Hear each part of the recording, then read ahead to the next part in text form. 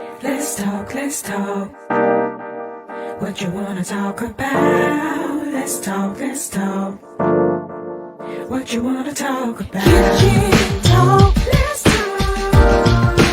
What you wanna talk about? Kitchen talk, let's talk. Conversations that cool. Kitchen talk, let's talk. What you wanna talk about? Kitchen talk, let's talk. Conversations that cool. Let's talk, let's talk. What you wanna talk about? Let's talk, let's talk. What you wanna talk about?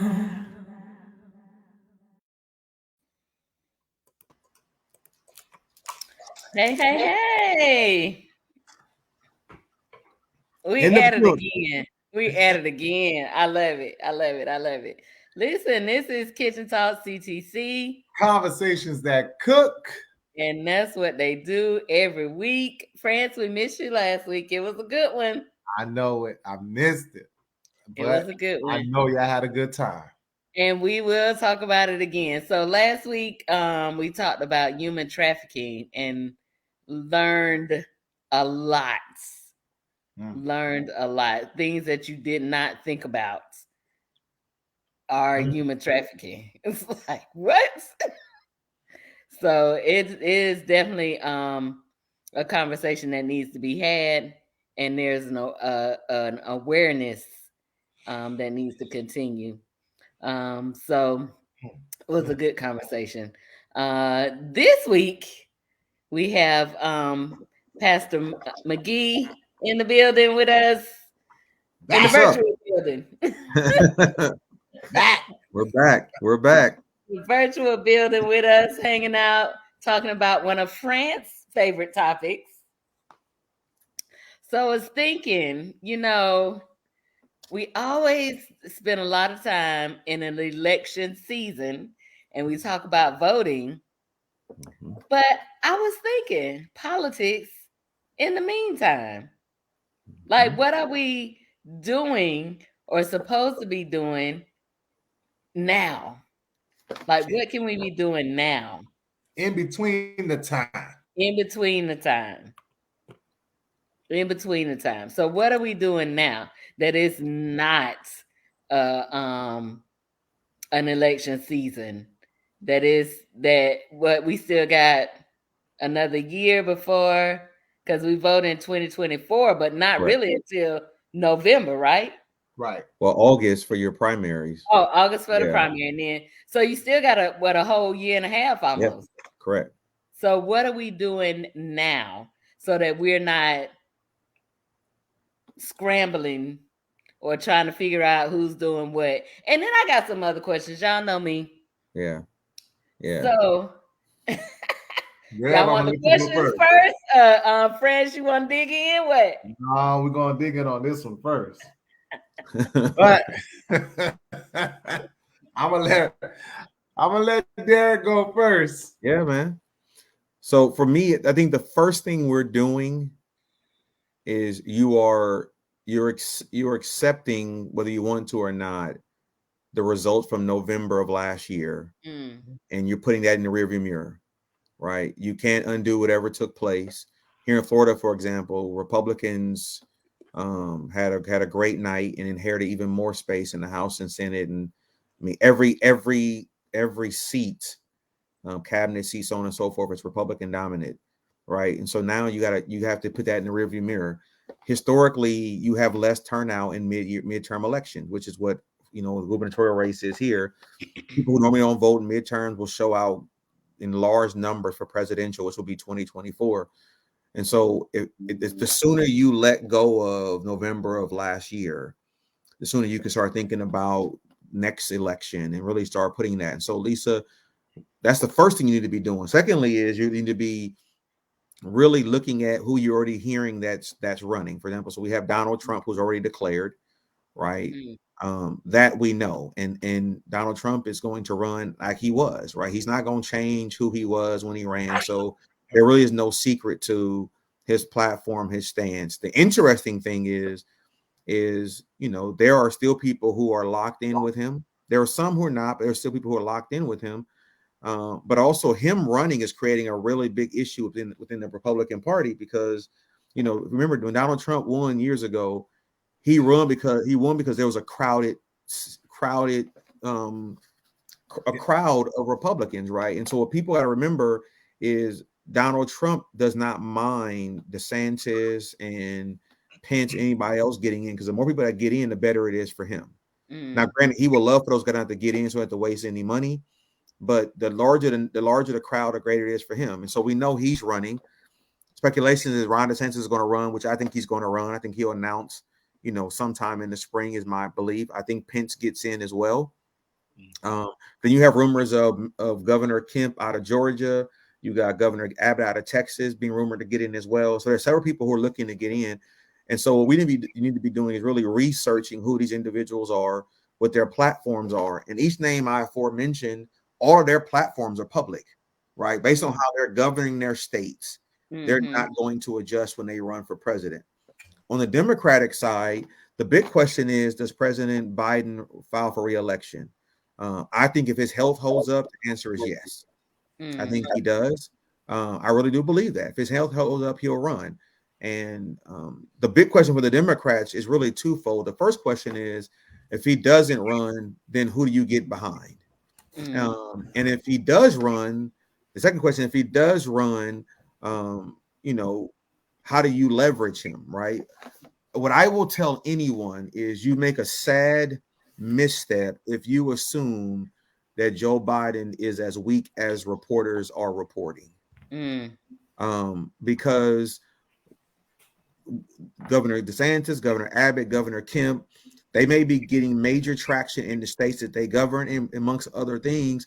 But when you run for president, every president that's won, minus Donald Trump, most of them won because they ran closer to the middle. You can't run all liberal or because you got to run toward the middle. Trump was just an anomaly and things of that nature. But what's important about that is you can awaken the far right, or you can awaken the progressives. But the predominant electorate that vote in presidentials, they're looking for that middle. The person who's going close to be there, male or female in that regard. And I think that's very, very important. It's also important to remember that it is very hard to unseat an incumbent. It's been done. We have many examples that have been done, but it's hard to do that because what Biden is running on is on what he's done and what he'll do, right? What he's done and what he'll continue to do. Everybody else is going to run on what they will do if they were to win. And the latter is a big risk because you just don't know if they're going to do that. Whereas Biden can point to various things that he's done that really has gotten track. If you watch the news media all day long, it leads you to believe that he's weak. But the fact of the matter is his polling numbers have gotten better than they were this time last year in that regard. So you're starting to see that trickle take place. November of 2024 is a long way away. He has the greater opportunity to really hit on some key things that really excite people in a greater manner. Just yesterday, President Trump came out bashing the white evangelical pastors. That's very interesting because several years ago, they were all in with him, right? Yep. And now he's like, screw you all. You guys turned your back on me. And he's basically showing you who he is, right? Like he literally rolled into the White House with these guys guiding him. Now he's mad at him. And I think you got to look at that he. But that's with everybody. It's just how he is. Once he gets what it is, then you out, the next one in. That's the spoiled kid mentality. My question for Biden too is, I believe Biden's going to run for re-election. I think barring some major health problem, I think he runs. I think the greater question, in my opinion, is does he run with Kamala as his vice president candidate, or does he get somebody else? I think that's the bigger question. I don't know. I believe Biden is going to run. I think that he gives him the better chance to even to win or be contentious. You would change that? Like he would change that? I think it all comes down to pressure. I think it comes down to whatever it may be. I do. I think there's a real possibility that there could be a change there. I mean, and for me, it's like when you ask that question, I'm not down in the dirt and I don't know and see everything, and I'm not this politic guy or whatever. But just being John Q. Citizen, right? And you look at it, it's like she's disappeared. Mm-hmm. It's like she's you know she's not existent. So the question becomes, what does she bring? You know, if you run again, what does she bring into the table? Because I mean, you know, she's not existent right now.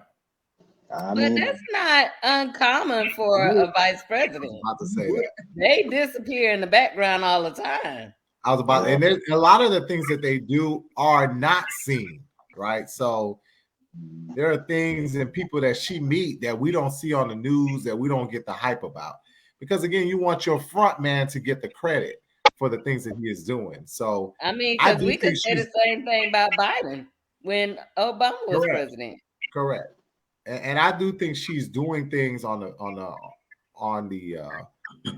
you know, for the American people. She just is not seeing it now. And it was announced today. She's actually going to be in Tallahassee on Sunday.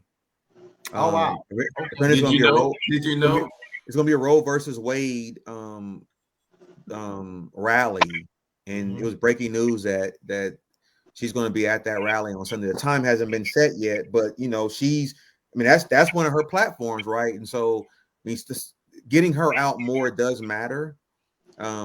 But again, I think he runs, and I think he runs. I don't know who else would run. I think he does run. I think he gives him the best chance of maintaining that seat. I don't think he's not going to have her on. Like she's going to be on because that's the type of guy he is. Yeah, he's loyal into that sense, so you know he's not going to shake it up like that too much. Yeah, but before we even get that far, there's something that we have to go back to. Brother McGhee. And before I even say that, let me say what's up to Dr. Scott and what's up to JT Blummer. Yeah. So one of the things we must do is we must keep the people that were elected, whether you voted for them or not, accountable. There you go. That's good. You know, okay, yeah, we're thinking about the next election and we want to see who's gonna fit, but there are people who are in office right now that we need to make sure they're doing right by the American people. Mm-hmm.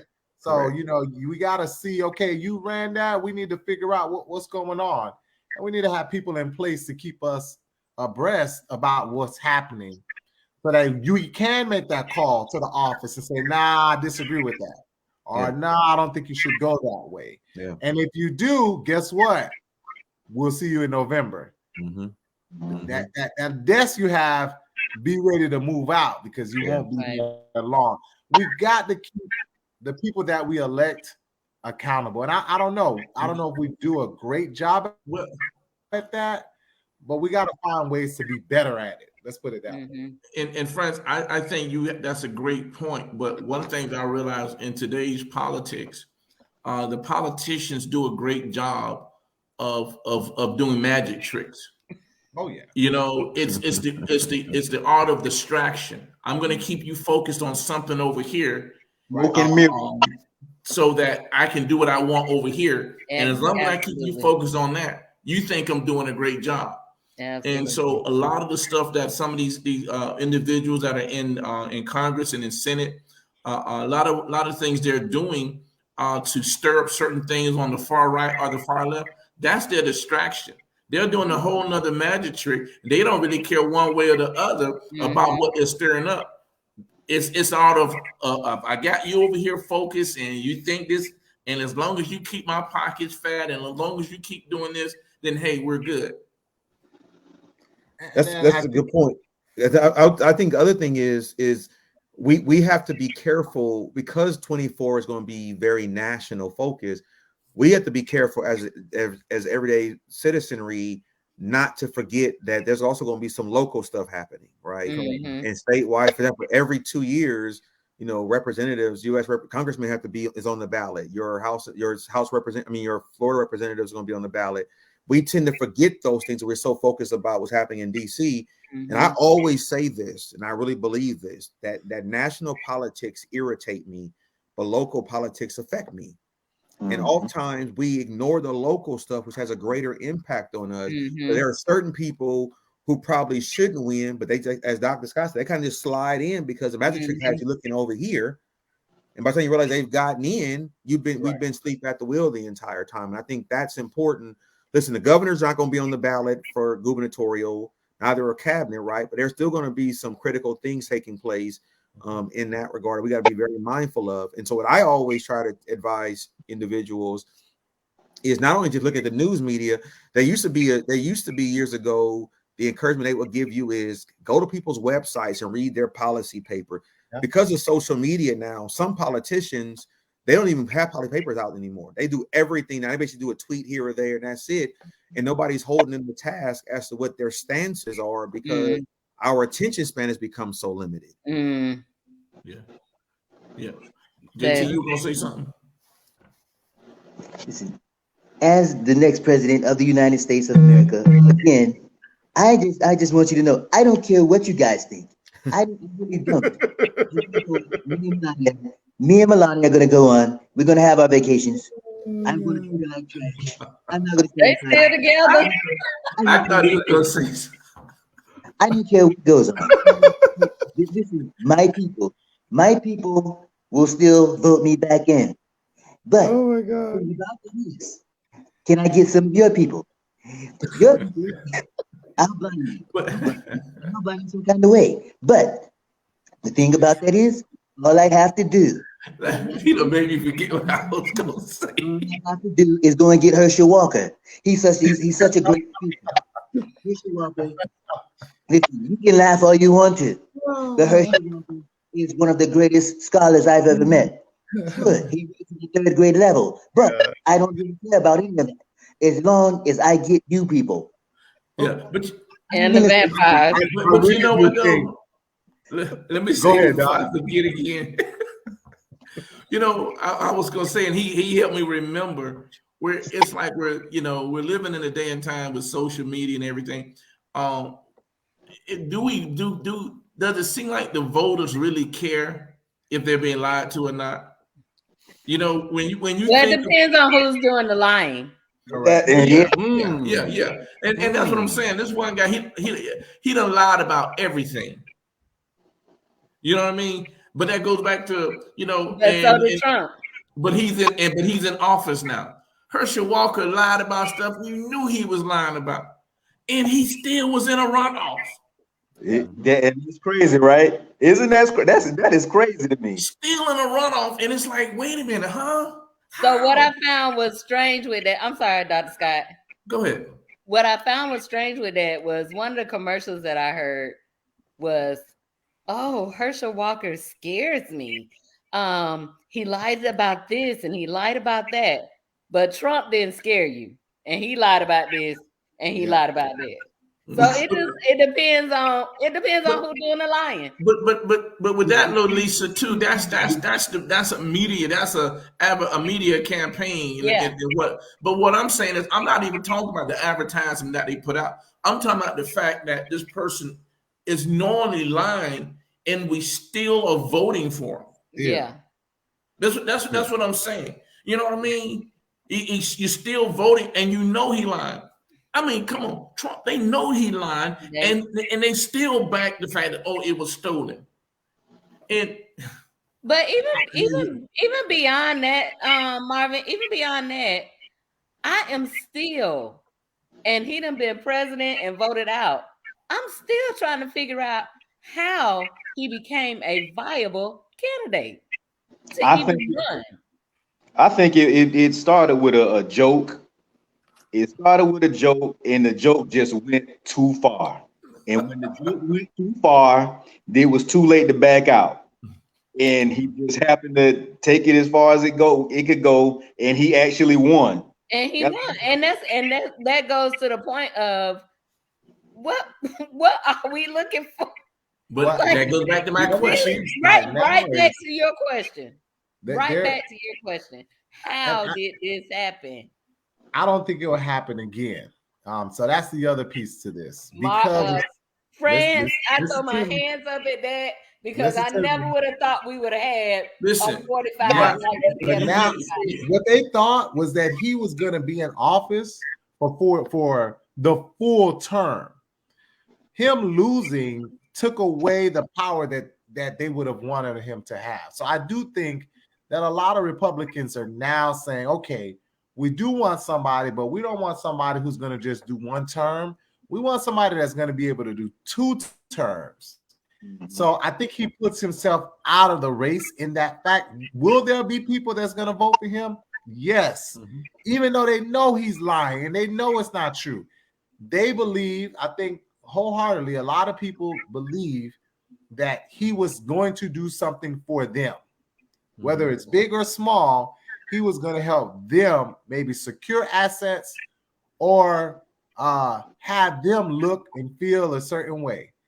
I don't think that moving forward, he's going to be able to continue that with a one-term turnaround. And then Republicans like are again going to have on to a find power somebody. king, like, I got to jump in. Go Here's the ahead. thing, though. You look at it from a gubernatorial standpoint. So Jeb Bush succeeds Lawton Childs, really Buddy McKay, right? Jeb does 8 years. Jeb paves the way for Republican Charlie Crist. Charlie does 4 years with more national aspirations. Right. As a result, everybody assumes it's going to be Alex Sink. Rick Scott does 8 years, right? He beats her. He does 8 years. DeSantis has done 4. He's now in his second 4, right? But what happens is France makes a good point because, you know, the ultimate goal is to do the full 8. If you ever do study on politics, you realize they will tell you that if you win, let's use Obama as an example, right? Your first 4 years, part of those first 4 years is you're undoing the previous person's stuff. Yep. You're trying to set foundation. You really actually start implementing your policies into the second term for the most part. You get some stuff in, but for the most part. But in Republican circles, the belief in some Republican circles is Donald Trump is the reason you have Joe Biden as president, right? If Donald Trump had not been the president, he would not. Another Republican president would not have lost re-election.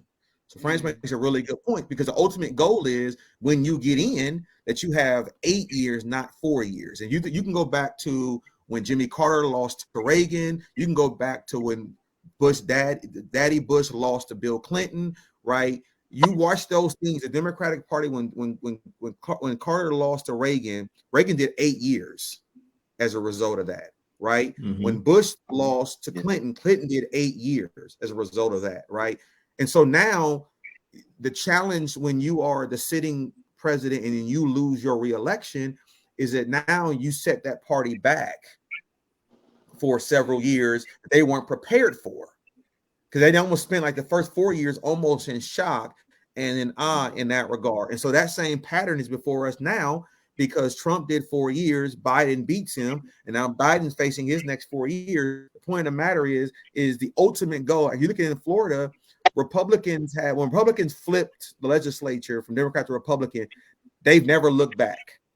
Their numbers have grown and grown and grown. Look at the gubernatorial. I've been doing lobbying for 22 years. The entirety of my professional career, Republicans have owned the mansion, right? When they finally got it under Jeb Bush, they never looked back. That's the ultimate goal, is to maintain in that regard. So France makes a really good point because, it's even to let me go to his last point. Some of the things you're reading now, as far as anti-Trump, aren't from Democrats. It's from Republicans who years ago sitting right next to him singing Kumbaya. Because here it is now. They're no longer in a trance and worried about him anymore. So now they're saying what they really feel. And these are the same people, they're going to try to block it as much as possible. They don't realize, though, is Trump benefits off of chaos and confusion. Correct. So the more they attack him, there's a study that was done when Trump was running for president against Clinton that Trump, basically he dominated the airway, good or bad. He was on TV all the time. All the time. That's what he loves. That's what he enjoyed. The question I would raise to Governor DeSantis, Governor Kemp, Governor Abbott is, can you handle it when Donald Trump begins to attack you, when he begins to say things about you off the wall? Because these guys have never been put in situations like that, like Trump did to Marco Rubio in debate or did Jeb Bush in debate. Can you handle that? Because most of these guys have never been in a situation where Trump is literally calling you out in front of national TV and you got to respond to it. They're not ready for that. But that's his ammo. Mm-hmm. And that's, You and your mama. he's loyal to nobody. Yeah, and You, your mama, and your wife. and that's the thing. They did the same thing before he became number 45. They talked about him saying he wasn't presidential, but the moment he started getting the generate the following of the public and getting the numbers, they changed their tone. So with that being said, I listen. These guys, they flip like you flipping pancakes. One moment they're saying January 6th, and this is despicable, and he needs to bop, bop, bop. And then not even a week later, oh, he's the greatest thing since sliced bread, since the moving car. You know what I mean? And so you just don't know because they're fickle. Mm-hmm. Waffle House pancakes are IHOP pancakes. What'd you Nope. say? Say one more time, JT. Never mind. You said flipping like pancakes. Waffle House pancakes or IHOP pancakes? Well, they gotta be IHOP because Waffle House don't make pancakes. That was the first thing that came to my mind. I do think Like, Waffle House don't make pancakes, they make waffles. But yeah, go ahead. one of the things we have to do, besides what I said earlier in terms of ensuring that the current people are doing what they need to do, we've talked about this in the past. We need to start grooming and preparing the next whoever to take the space. So we got to do a better job with that as well. And say, okay, you know what? This is the guy. Let's start backing them now. Yeah, I mean, honestly, Franz, I think like we got somebody. I know somebody in particular. They've been a lobbyist for like 20-something years. Right. You know what I mean? And trying to get them to shift and move from lobbying to be the guy that has to be lobbied. Right. I mean, you know. Ooh, I wonder who that is. I mean, I'm just saying. Because see, this is the thing, right? This is the thing. And we're going from a time where, you know, 2 Timothy chapter 3 is so in the last days will be what? Perilous times. You know what I mean? Mm-hmm. And that's where we are, you know. And so trying to find people who want to do right. You know what I mean? And really do what's best, not just for themselves and their own agenda, but for the people. You're not going to find I don't want to say you won't, but it's hard to find them and put them in and get them to run for office because politics is a dirty game. It's foolishness. And those individuals that are great people don't want to be in that dirty game. It is So foolishness. if we think about this, the Democratic Party in Florida finds itself again repeating history. What is that history? They lose a big statewide election, and the result of that has been for many years, and is happening right now, that the chair of the Democratic Party resigns. And so now they find themselves having to now interview all over again.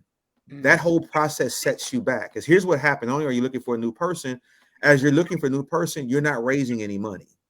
You're not raising any money for the party or statewide candidates. Republicans are raising money. And so you think about it, you have a large election coming up next year. You ought to be preparing for that. And yet what's happening is you're at a standstill all over again because you're not thinking long game, right? Like right now, the 2026 Florida gubernatorial election, I can name probably 5 to 6 potential Republican nominees right now in an open seat. I probably can give you one Democratic, possibly one. I can name you 6 serious candidates for 2026 already, right? It's the long game. It's the long, whether they run or not doesn't matter. The fact of the matter is, if I mention their 6 names in whatever setting, people not long say, you know what, I can see that happening. It's the long game. The money is also played out in that game. Another example, look at DC. When you watch the speaker vote take 15 rounds, what you saw was literally inner party fights, right? You saw McCarthy wanted to be speaker so bad, he gave up everything just to have the title. Yep. And people like Matt Gaetz knew that.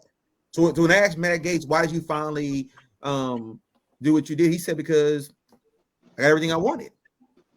And that's what I asked for, right? What you saw in that, though, if you look at it with your eyes wide open, is you literally saw a fight for control within a party, right? You got the McCarthy's, who is known as the old school Republicans. He's too moderate, he's too weak, right? And you got the Matt Gaetz's crew of Republicans who are very right wing, blow up, like that type of thing. You're seeing that tug of war take place. And the Matt Gaetz way of thing is very dangerous because they'll step on anybody to get what they want, and they proved it in a national audience. Now, here is the danger, though.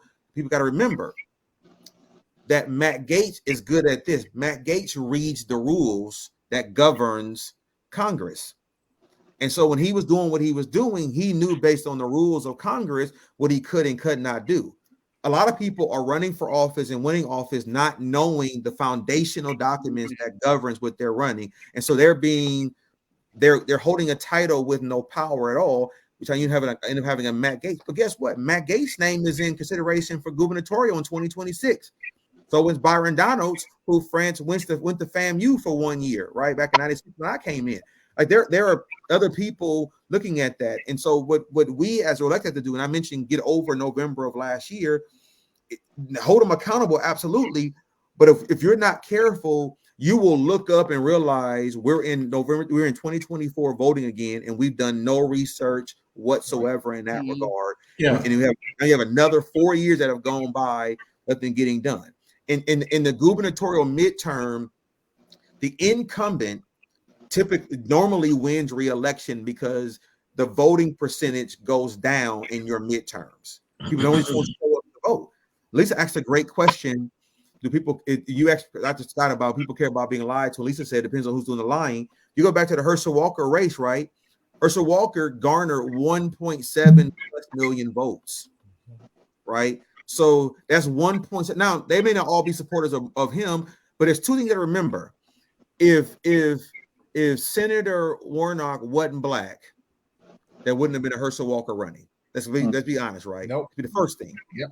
The second thing is you look at it and you say, I hate that other guy so much that I will accept the lies of this person because I don't want this person.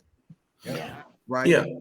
And I think that's important to think about, because here's what Republicans care about more than anything else. As much as they care about the presidency and they care about speakership, they care about more than that is they care about the courts. They care about the judicial. They care about being able to appoint people to courts. That's what they care about. That's the main thing. And I saw this happen when Rick Scott was running for re-election for governor in 2014. Don Gaetz was leaving out of being Senate president. These two guys do not like each other. Don Gaetz got invited to be on the bus with Rick Scott. He eventually got on the bus, and they asked him why. And he said, listen, we're not friends.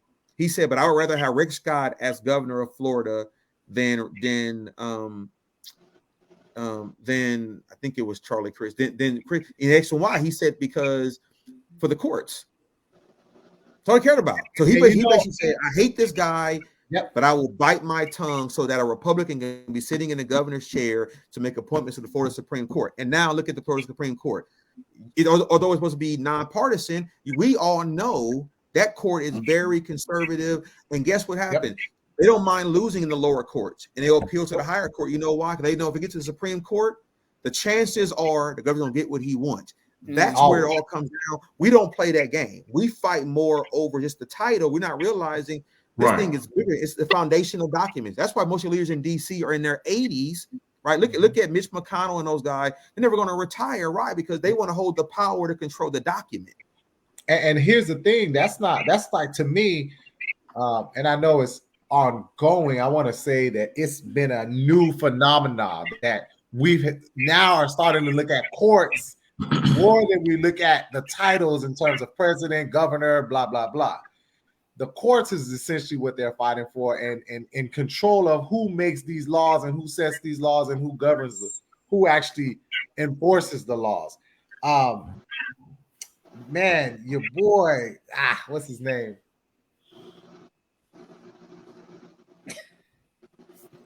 I just had it and I lost it. had it and I lost it. It'll come back. He'll come back. Come He'll back. come So back. here's a one of my questions for tonight, and I know it's I took social studies in high school, but I, for the life of me, cannot remember some of this stuff. I think we all did, didn't we? We were supposed to. Right. That was a credit, right? You had to have that credit. Right. And so just so I think when people have a better understanding of how things go, it helps them be more informed and make better choices. And so my question is, I was talking to one of my students, and he was talking about starting a party, something on campus, getting the college students more involved in this particular party, that particular party, or in SGA making parties and stuff like that. So my question is, where did the whole Democrat Republican kind of spawn from, and then why is it such a bad thing if Black people decide to be Republican? Because that's like, oh my God, you're a Republican. So how did all of that come about? I know that's a whole history kind of. Listen, that's a whole lesson. I know, but in the time that we have, but I mean, it's a discussion. It's something that I'm curious about. Okay, and I know most of you, well, the brothers probably have something for sure for that. Do your thing, bro. But I had to go back to what I was trying to remember. Oh, okay, go back to what you were And it ties back to what you were saying in terms of Democratic and Republican parties, right? So you have people who don't just say, I'm a Republican, they'll die Republican. So that's all they know. Even if it comes at a cost to them personally, financially, spiritually, when Barack was running, this interviewer went out to somewhere in Oklahoma in the fields of nowhere. This gentleman had a trailer. The trailer was literally falling apart. No, I'm talking about you can see the roof down, everything on the floor. It's poured and poured. And this is what his statement was: I will rather die on my knees than to vote for Barack Obama. Yes, sir. Now the reporter's telling him, hey, listen, Barack, the Democratic Party wants to put things in place to help people like you, to give you, opportunities, to help you build your house. I'd rather die on my knees. And Darrick, that's what I was trying to get back to earlier. When we talk about the different parties and how people see this, the political landscape. You have people who that's all they would do. They, even if it would work for them. Yeah. I mean, Herschel that way. Because I'd rather vote for my party, regardless of who the person is, than vote for anything else, even though that other person is assisting me. And that has been the same ongoing trend, Lisa, since the parties have been put in place. Was there a little switch? Yes, but these people, man, go ahead, Doc. There's several different things that when you start talking about we can go, it's almost like someone got better at the game that you started. You know what I mean? If you go back, the Democratic Party wasn't for the party that was previous, was probably being called Democrat. They wasn't for minorities or blacks or whatever. But the other party, which became the Republican Party, it was, what I'm saying, they were. And over time, we switched, right? But I mean, sometimes you have to ask this question too. Like some people are diehard Republican, right? And you got some people that diehard Democrat. and they're going to vote with Democratic. And regardless, now remember, a lot of this stuff is smoke and mirrors. Correct. I was getting into Because that. at the end of the day, a lot of the stuff that some of the Democrats say they want to do for you, that's just, hey, that's the smoke and mirror, because I got another agenda that I'm pushing as well. You got to ask yourself this question when you start looking at the parties. You know what I mean? What do they really stand for? What policies and what things does it seem like they're pushing a little bit more? If I stop looking at the smoke and mirrors and look at some of the things they're pushing, you know what I mean? How would that affect me in the long run? You know what I mean? For example, this hate speech, right? Just using that as an example. So yeah, they're pushing hate speech now because the smoke and mirror is trying to stop racism, right? That's the smoke and mirror. Because what they really want to do is, once we get that in place, then guess what? If you're preaching in the pulpit and you say something about something that, we don't like, now guess what? That's hate speech. So although they're saying it's about anti-racism, you got to ask who's really navigating and pushing these certain things. You follow what I'm saying? And so at the same time, you got to ask yourself, or not you, but the party itself has to ask, what are we really pushing? What do we really stand for? And then are we really putting the message out that the masses can truly hold on to and gravitate to? You know what I mean? See, Darrick said it earlier. People really, this process is very much confusion. If I can continue the confusion to happen, I can continue to make you look here and make you look there. There are people who are going to benefit, whether it's the Republican Party that wins or the Democrat Party that wins. So we have to be astute enough to say, okay, what's going to be best for me, whether it's Republican or Democrat. I think we just get lost in the sauce when we start trying to go back and forth and who's doing what. And you said it earlier, we don't know what's happening in the back room. While we're looking over here, something's happening back there. So we got to be very careful in terms of what the party looks like, because we forget about the real piece, which is the people. Yeah, they saying look at this hand, but they slapping you with the other.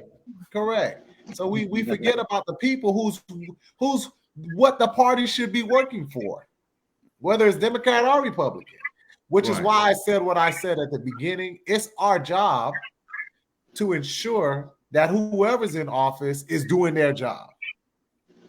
Because to hold them accountable, whether you voted for them or not. And I think that's the way I feel as well. I'm a Democrat, but at the same time, man, I just want people that's going to do their job. I just want somebody that's going to do right by the people. You know, we the people.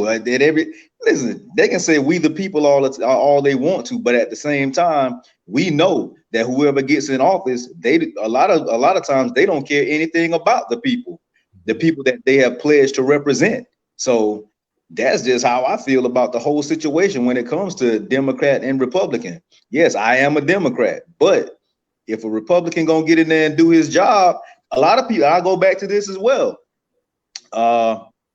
Charlie Crist, yes, he was a Republican governor, but Charlie Crist actually tried to do a little something, to be right. He was trying to be righteous while he was governor. Well, while he was the governor, but he just carried the title Republican. But see, and that's the other piece that's why I was not a big Charlie fan. Because you think he flip-flop? Because that's what people do. Let me go with the best chance for me to get in place. And the Republicans gave him the best chance at that time. So he flops over and say, you know what? The Democrats may give you the best chance. And he still has not been able to win. And again, at the end of the day, I want you to do your job, but there are people who have agendas that really do try to push. So I'm going to show you this, but I'm really doing X, Y, and Z. And it hurts us. in the long run. Just like But see, Darrick said, I think this you is gotta play the long game. yeah. I think this the thing though. I mean, and Pastor Brother McGhee, you know better than I do. But my thing is this: I think if you look at it, 95% of them all have an agenda. Mm-hmm. I mean, think about it. You don't take that job type of job getting the pay they get if you don't have an agenda. I would agree. It's about, okay, yeah, I'm not getting paid on this side, but I control X, Y, and Z. So I got power, which, hey, I got the power. It's getting. I was wondering when we was gonna get a song. He's kind of hectic. Listen, I think what's important. So Lisa asked a question about the establishment of the Democrat and Republican Party. The answer to that question is it goes back to the beginning. If you go back to the very beginning, it actually started out as the Federalists. That was the beginning. And then there was dispute amongst the quote unquote founding fathers. And then there was the creation of, at the time, it was the Democratic Republic. It was a connection. And then there was division amongst that broke the two of those things off. But go back to the very beginning. And then what happened was the Democratic Party has been around longer just based on creation than the Republican Party. But when they really had a division, it was the founding fathers' arguments. And so then they started cementing themselves in certain platforms. For example, Republicans are known for being way more about the economy, way more about small business and things of that nature. Democrats were more about the people, right? And social services and things of that nature. And then it started growing and growing and growing. But JT makes a good point. And this past election, if you look at the gubernatorial election, Florida saw more what they dubbed Democrats for DeSantis than they had ever seen. Democrats in 2018, there were Democrats who voted for the Democratic nominee that in 2022, they voted for DeSantis, right? The same exact voter, 4 years later, voted for DeSantis. Whether it was one issue or multiple issues, they did that. And the Democrats for DeSantis number grew the more. Listen, former Commissioner Kerner, who was a former Democratic legislator, former commissioner down in South Florida, the governor just appointed him to run Department of Highway Safety and Motor Vehicles. Kerner not only endorsed the governor as a Democrat, he did it on a major platform. Then he went on Fox News that same day and got interviewed by Fox News, and they asked him why did he do it. He had no ties to the governor. He just laid out a few things about the governor that he thought was the right thing to do. Some of it was a knock against Charlie, right? Because Charlie, everybody knew what to expect from Charlie Crist. The fact of the matter was you started seeing more Democrats, people who saying, I'm not going to leave the Democratic Party, but I'm comfortable with voting outside of my party for a said person. Now, going back to the agenda, when Governor DeSantis first filed to run, no one knew anything about him. I knew about him from a congressional standpoint, but nobody knew anything about him. He had no platform whatsoever. What catapulted DeSantis, if you remember now, was a Donald Trump tweet.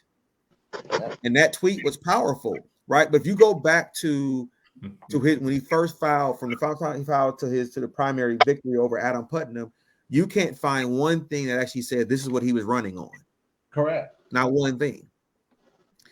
But if you look at him now, the boldness of the governor's agenda, number one, is because you have the influence and the polls show that you have the favor, but also it's because the donors who giving you big money, they have an agenda that you now have to adopt. And I've been saying to people for a long time. In my opinion, the governor doesn't have a choice but to run because the people who've given him big money has given him money for a presidential run, not a gubernatorial run. In the history of Florida, you've never had a gubernatorial candidate have over $100 million for a gubernatorial race. You don't need that much money, right? He had a 23-1 money lead over Charlie Crist. That money is not for running for governor. That money's running for president.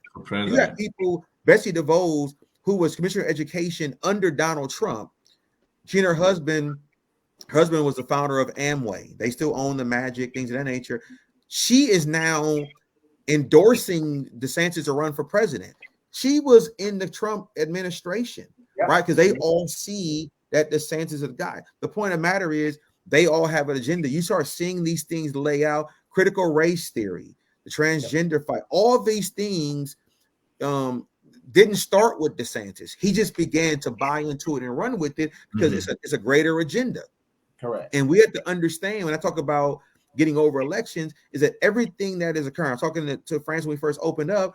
It's in the news today where the governor's administration is blocking, the AP course on African American studies, right? Well, that's a major deal. Basically saying it's not even relevant to be talked about. That's a major situation. But you only do something like that when you know that you have the influence, the power, and the money to be able to protect you in something like that. You also do that because you know there is an audience of people that you are catering to that want to hear that. And this was what happens. When Matt Gaetz was challenging McCarthy, nobody had much to say really about it, right?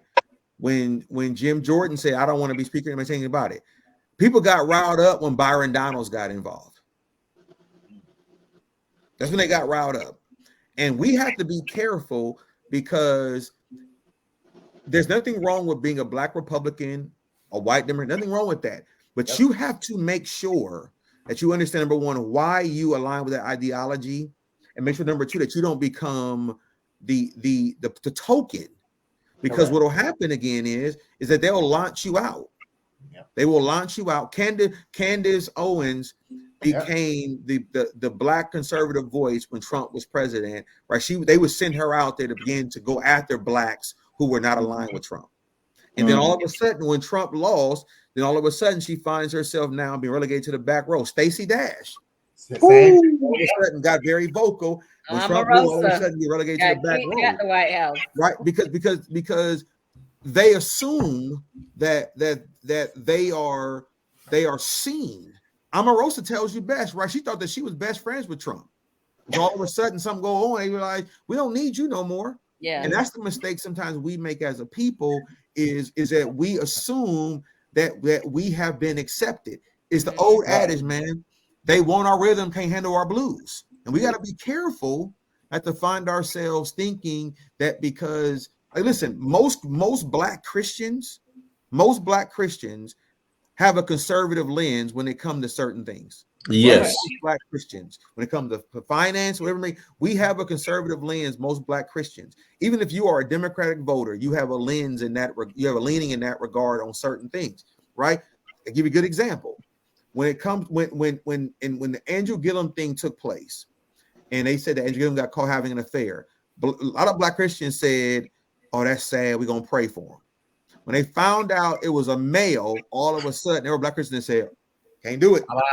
I'm out. Can't be with him," right? Because all of a sudden now, that personal conviction that they have in that area, they now like, I don't know, I can't really do that. My point of all that is Florida has never had a Black governor. Remember this now. Never had a Black governor. We never had a female governor.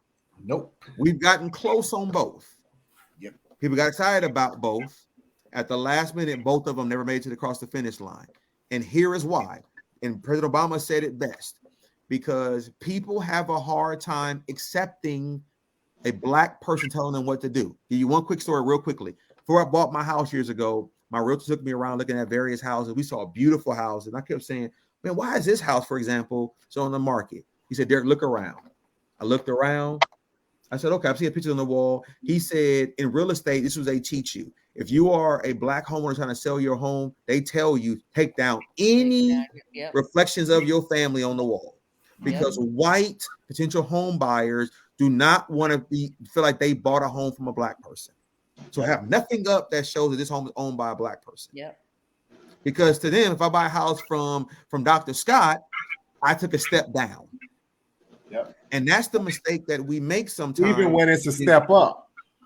Exactly. And that's the mistake that we make when you look at it. So when you think about it from the Democratic Republican Party, you're seeing more people migrating over. But I would say the Democratic Party, the problem with the Democratic Party is that they're still advancing outdated ideology. Correct. Right? You got to look at what's going on. and ask yourself, are we still advancing things that's old school? Right. Are they? Do you have to ask, are you advancing things that really matter to our community? Correct. Or and we say this time and time again, you got to stop expecting us to vote Democratic just because we're black. Because we're black.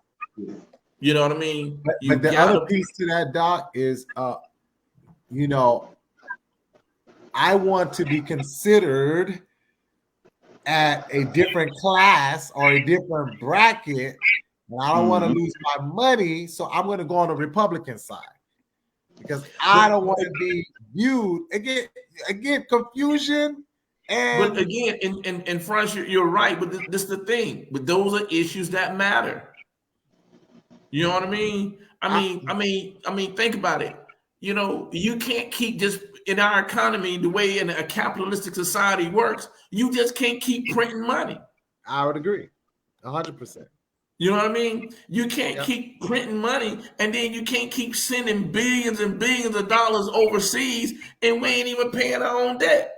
And that's the other piece in terms of the Democratic side and the view. Okay, can we help? Yes, but we still need to help our own communities, right? So that it's hard because of what I stated earlier. We got to be careful to say who's really supporting our agenda. Yeah, what we need and what we need. You talk about sending money to other areas. You got war zones happening in your state. So again, we got to have leaders in place that we can say, yeah, you understand the home base and you also understand the international base. Can we support? Can we help? And that's how we work checks and balances. You know what I mean? I can't. And the more we talk about this, the more I be wanting to just rip my voter's registration card up and say, y'all have it. No, I know I cannot do that. Right. I know I cannot do that.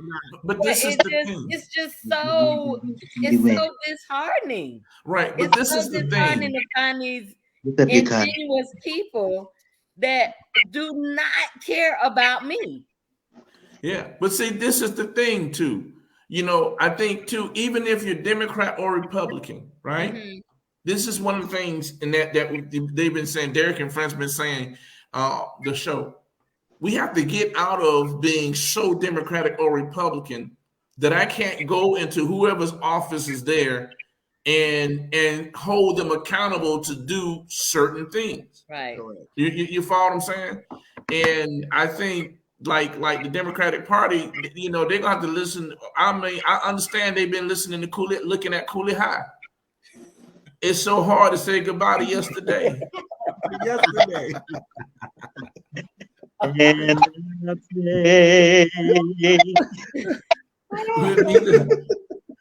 mean, and that's the problem. And what's happening is suddenly they're pushing an agenda that most conservative blacks and the younger generation don't have a hard time grabbing a hold to. Yeah. And again, you know, here it is. If you don't vote for me, you're not black. Yeah. You know what I'm saying? Yeah. Those things, hey man, you got to let that go because our agenda is more than just food stamps and making, you know what I mean? I'm gonna tell you this, business owners now. What are you doing to help our business? How am I making sense? Those things you're making them, and not just minority business, but black business. Yeah. Because when you say minority, we get more women and not necessarily black women. We get more Asian and all those other things. When you put the title minority, I mean, but just FYI, though, black is up under the, you know. Yeah, but just FYI, the fastest growing group that's entrepreneur and business is black women. Yep. Yeah. So understand that. Yeah, I mean minority, but black women owned business is the fastest group of business owners, and they're outpacing. You know, they're outpacing a lot of us. Now, again, that doesn't mean it's easy, but let's understand when you're looking at small business. That's just because we're real popular right now. Everybody wants. Yeah. Well, let me say Everybody this. want to be you. Yes and no. I don't know I'm gonna about tell all of you why. that. Everybody trying to clear their conscience. Well, that is because of, to me, that Willie Lynch has done a number. He's done a number. So now I can continue to cause chaos and confusion. And instead of saying, okay, here's a group of people that can move forward. We just celebrated MLK, holiday. And I said, it's still a dream. It's still a dream. It was all a dream. We still Not Biggie, MLK. We still trying to achieve the dream.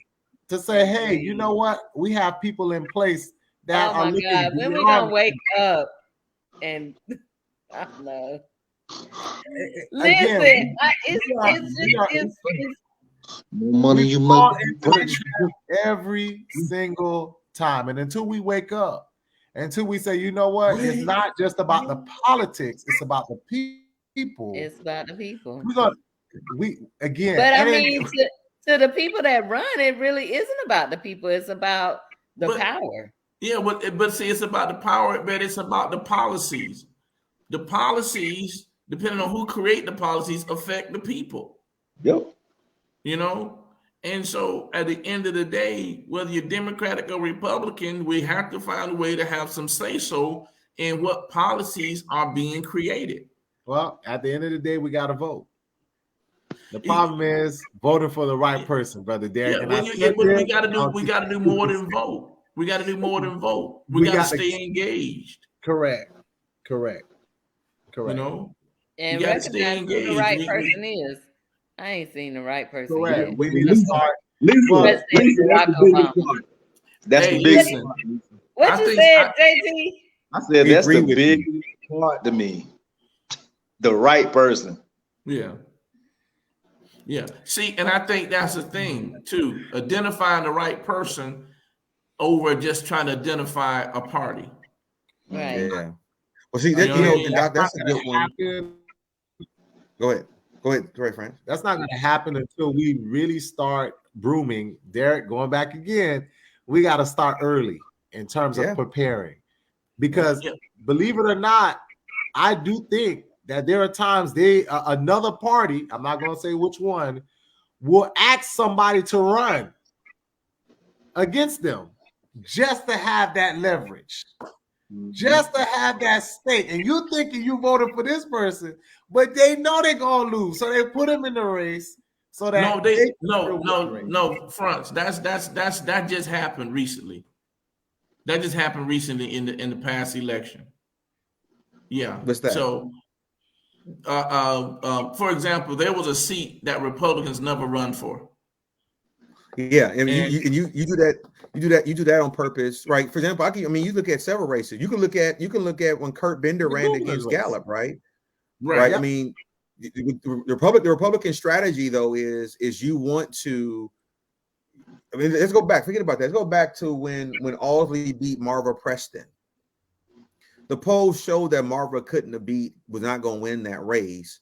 Right. But here's what there are two things Republicans did that were strategic. The first thing was they found somebody to run that could appeal to certain voters. Marva was law enforcement. But number two, and most importantly, was by putting her in that race and they had money put behind her, they forced the Democrats to spend money they weren't prepared to spend in that race. Right. And so now all of a sudden you're depleted in other competitive races because now you're wasting money over here. So by the time in that race went all the way to that November, and that's this past election, Lauren Book had a Democrat running against her, very popular. They spent over $5 million in that race, and now you had 3 Democratic senators who were in competitive races who needed money, gave them no money, and guess what happened? All 3 of them ended up losing. Owsley, Janet Cruz, and I'm missing one more, end up losing. They had no money, right? No money. My point about it, again, it's a strategic thing, right? It's the long game situation. And Lisa, I will tell you, as much as it gets discouraging, you still have to do it. Absolutely. You just have to do it. And because there's so many people who've already checked out of the game and just say it doesn't even matter anymore. Or some who've never even checked into the game. There are people I mean who've never voted before, have never voted, have no intentions of voting at all. Yeah. And I have to respect that. I really do. There's a quote I gave my students tonight. Thank you, Ms. Lisa. I had a great time tonight. But the quote is, if you don't know how to play, you're going to get played. And unfortunately, through this process, we get played every single over and over because we don't know the game. We think we do, but we really don't. We're letting other people lead us into a falsehood.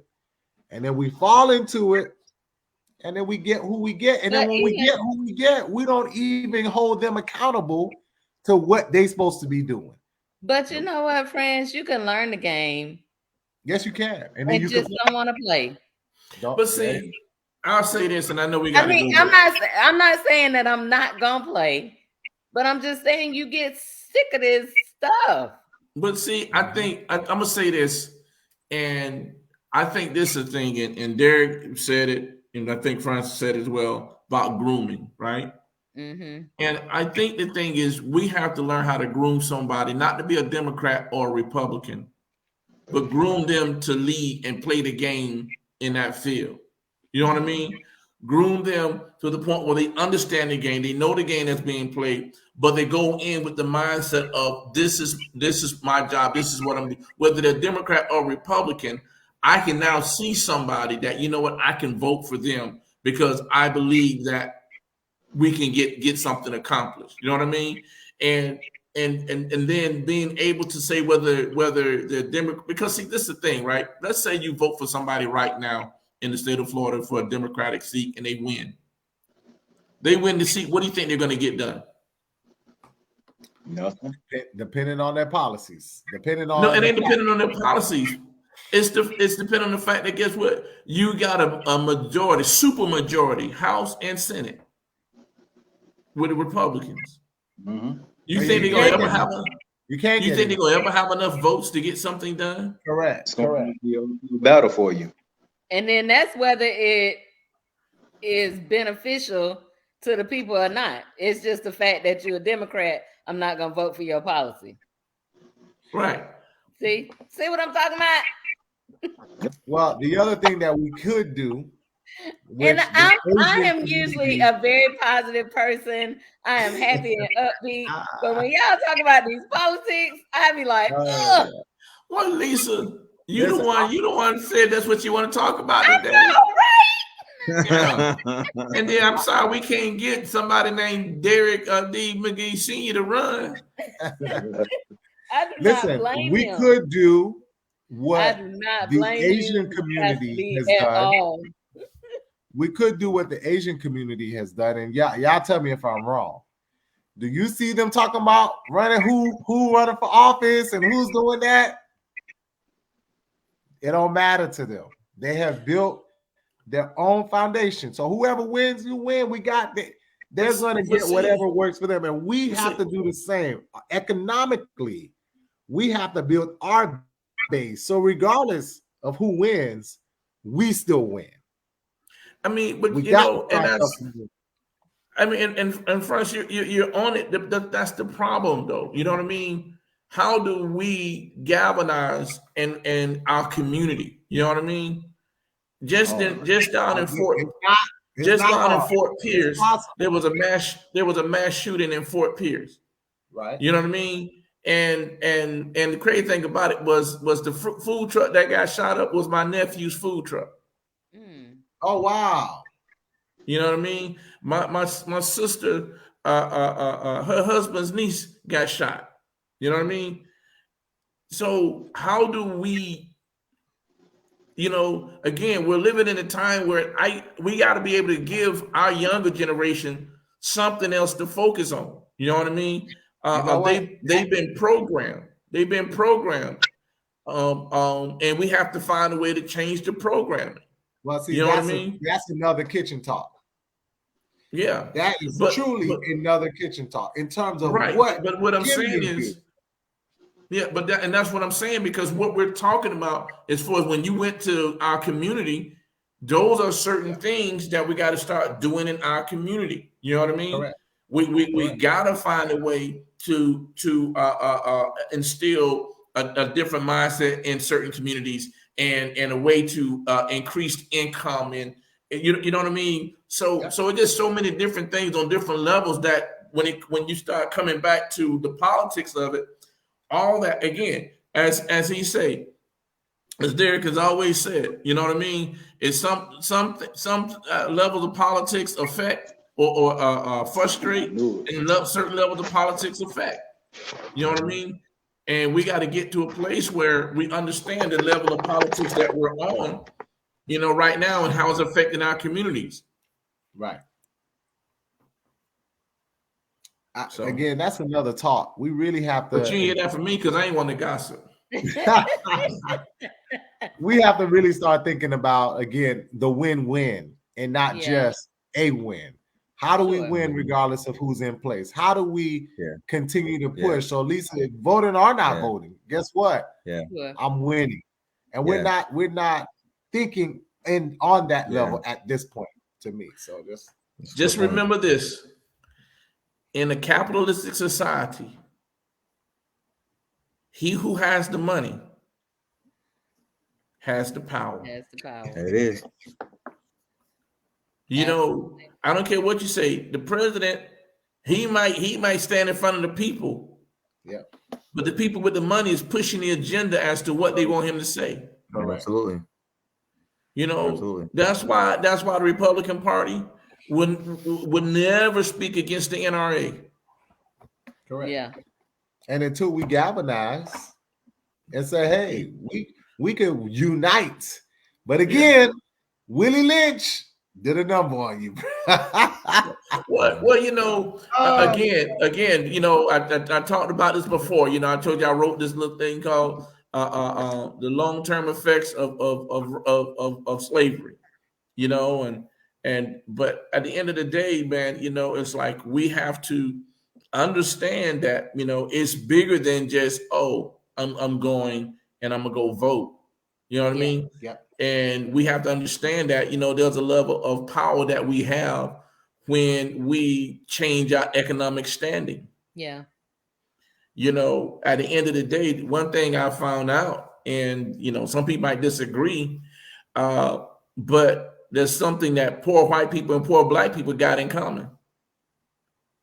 And that is the people in power don't care. I thought you was going to break out in a Michael Jackson. They don't really care about us. Because at the end of the day, it's about what? It's about money and power. Yeah, money and power. Well, as Lil Kim would say, money, power, and sex. It's the key to life. See what I have to deal with. Doc got so many quotes. I'm loving all of them too. Right. But they're loving me and want you, baby. see, listen, people, this is what I got to deal with every week.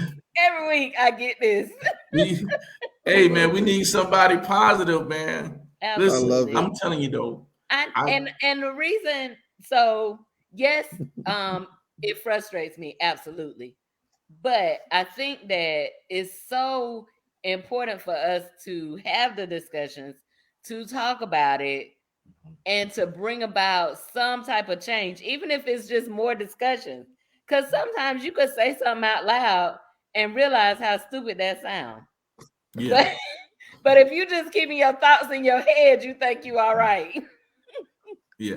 But you know, and again, and I'm gonna be quiet because then you'll be blaming me for what France do. It's either you or friends. One of y'all always take us over. I'm good. I've said my piece tonight. But again, it goes back to the last thing France was saying about community. You know what I mean? Yeah. I just really feel like we have to find a way to reach our community. We do. And not just reach them with boxes of grocery and food, but reach them with ways of economic empowerment. Yeah. There you go. You know what I mean? When we give levels of economic empowerment and we look and we're standing and when you, because think about this, when you look at the list of top wealth gainers or earners in the world, the billionaires, how many of them on that list look like us? Right. Yeah, no, we ain't on that. I like You that. you see what I'm saying? Not even on the top 30. Yeah, So correct. I was listening. They were talking about the top 5 or so wealthiest women in the world, right? And I just knew Oprah was going to be on. Oprah wasn't even there. Oprah ain't Not made close. it. She's not even close. No. You know what I mean? But in our minds, she's one of the But wealthiest, to us, she the GOAT. right? And listen, you Yeah. saw we saw what happened to Kanye, right? Overnight, Yeah. Kanye went from being a billionaire to nowhere near that list because he upset the wrong people. I mean, here's the thing. Here's my closing comments that I think everybody remember. I think about this quite often. I work in a profession that's a male-dominated profession, and the one thing I see regularly is really just a lens into how whites are able to stay in power position of influence. Is almost every race but the black race invest and advances their generations.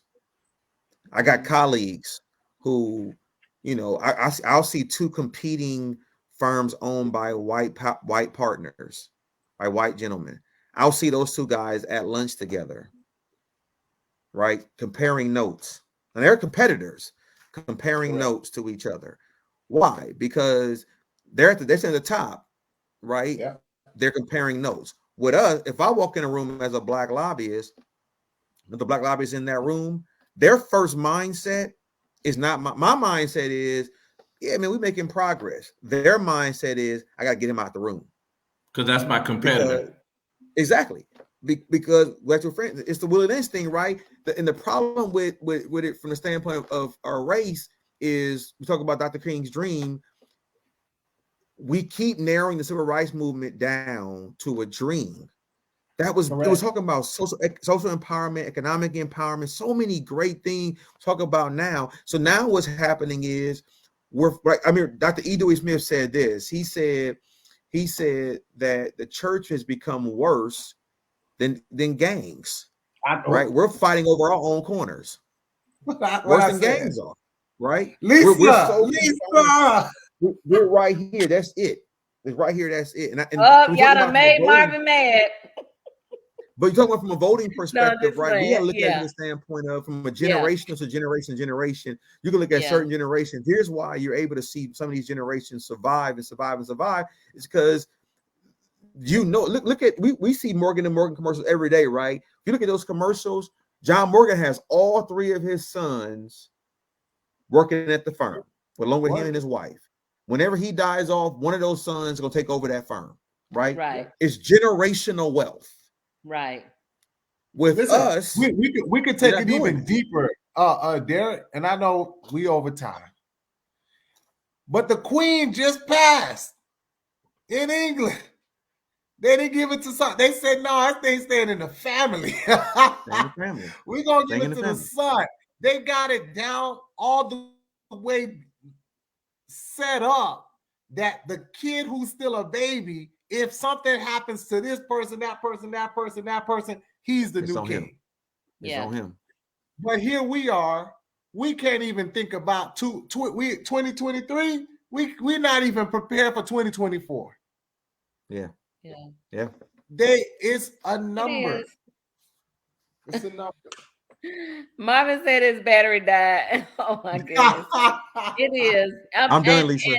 I'm done. And it is, I think we have to be, I don't even want to use this word, but it's like we got to be deprogrammed. Correct. And then, because it stems from so much that we have mistrust, we have all kind of traumas that we don't deal with, generational traumas that we don't deal with, and a lot of times we do this infighting instead of coming together and fighting the true enemy.